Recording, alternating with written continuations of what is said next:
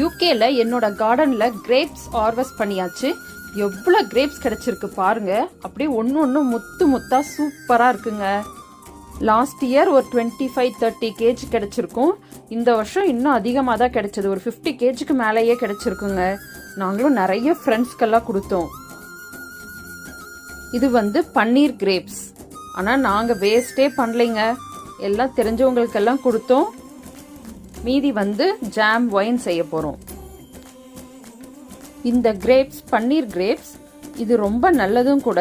இந்த மாதிரி வித்து சீடோட நம்மளுக்கு கிடைக்கிறதே கஷ்டம்.